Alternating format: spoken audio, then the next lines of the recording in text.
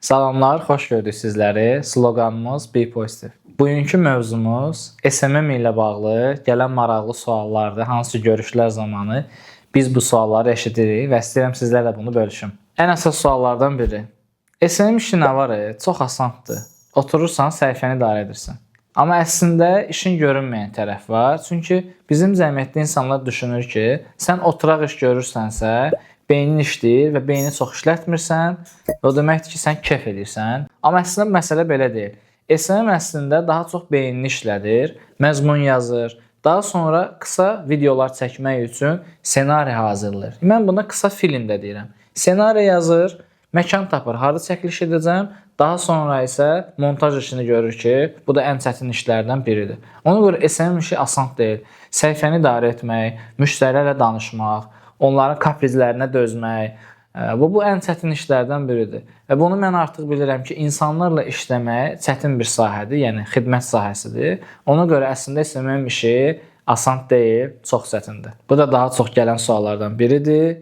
Əşi, mənim qohumum da video çəkə bilir, səhifə idarə edə bilir, mesaja da cavab verir. Lazım deyil SMM. Neynirəm ayda 300-500, 1000 manat pul verim SMM mənim üçün iş görsün.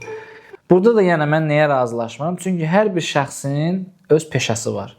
Biz usta işləyən bir şəxsə, tutalım bir bina evi və yaxud yer evi tikdirik, yer evinin qiyməti 40-50 min manatdır. Biz ustaya demirik ki, sənə 4000 manat pul verəcək, mənə bir dənə qəşəng 2 mərtəbə ev tik, içində nə bilim uşaqlar üçün otaqlar olsun, oyun zalı olsun falan. Yəni biz bunları deyiriksə, biz o deməkdir ki, standartdan qırağa çıxmış oluruq. Yəni standart SMM paketindən əlavə başqa bir şeylər istəyirik. Məsələn, rəqəb analizi istəyirik, bazar araşdırması istəyirik, aylıq report istəyirik ki, bizim həqiqətən məhsulumuz bazarda satıla bilər. Yəni tələb var bizim məhsula. Bəlkə Azərbaycan bazarında bu məhsula tələb yoxdur. Bu işlər üçün artıq əlavə ödəniş olmalı. Ona görə SMM işi sadə görülən iş deyil. Marketinq sahəsinin bir bölməsidir, bir şöbəsidir və bu tam spesifik xüsusi bir sahə. Belə bir söz var ki, yaxşı eləyirsən, amma düz eləmirsən. Bu da həmin məsələdir. Yəni SMM hər kəs ola bilər. Amma bunu davamlı öz üzərinə çalışıb daha yaxşı bir SMM bu artıq hər kəsə aid deyil. Ona görə öz qohumlarınızı, tanışlarınızı deyil, bu işi bilən xüsusi şəxslərə müraciət edin ki, nəticələriniz də əla olsun. Bu da suallardan biridir ki, SMM işləyəndə məzmun yaratmaq, müştəri tapmaq, yoxsa video çəkmək hansı çətindir? Deyərdim ki, hamısı çətindir. Çünki bu işi nə qədər sevsək də, brendə özəl bir şey yaradırıqsa, bu çox çətindir. Çünki məzmun brendə özəl olmalıdır. Müştəri bizim brendə uyğun olmalıdır. Yəni biz öz brendimizi qorumaq üçün də çalışmalıyıq elə bir şəxslərlə, şirkətlərlə işləyək ki, o həmən şəxs, həmən brend bizim brendimizi zədələməsin.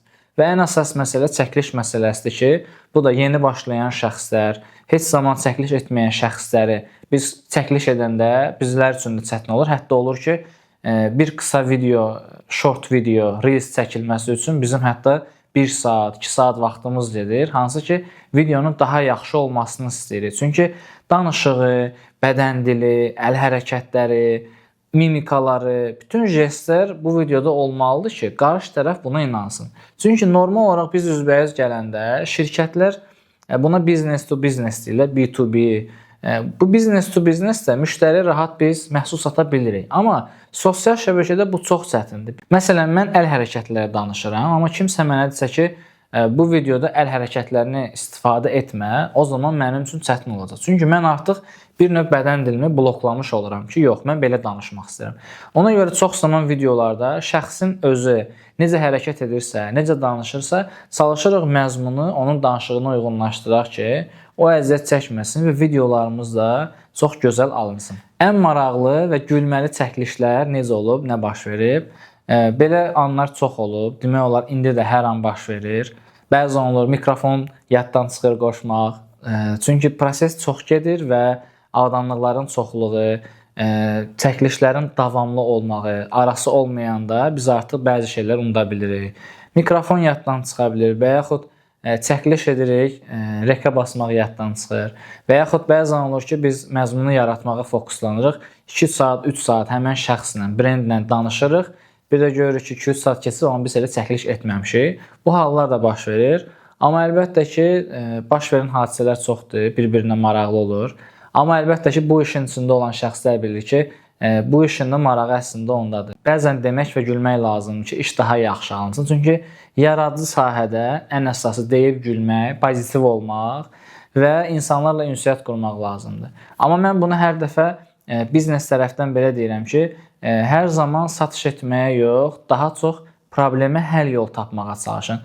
Bir şirkətdə və yaxud şəxsdə xidmət satmaq istəyirsinizsə, ilk öncə onun problemini tapın. Hansı ki, siz o problemi həll edə bilərsiniz xidmət ilə və yaxud hər hansı bir təcrübənizdən istifadə edə bilərsiniz. Ona görə bizdə də maraqlı suallar çox gəlir. Əgər sizin də sosial media ilə bağlı, marketinqlə bağlı maraqlı suallarınız, maraqlı başınıza gələn hadisələr varsa, rəylərdə yaza bilərsiniz. Və belə bir kampaniya fikirləşdim, belə bir hədiyyə verəcəm. Hansı ki, maraqlı rəy yazan, maraqlı başına hadisə gələn şəxsin ona biz tərəfdən, BePositive tərəfdən hədiyyə olacaq. Videonu bəyənməyi, dostlarınıza göndərməyi və səhifəyə abunə olmağı unutmayın. Sloqanımız BePositive.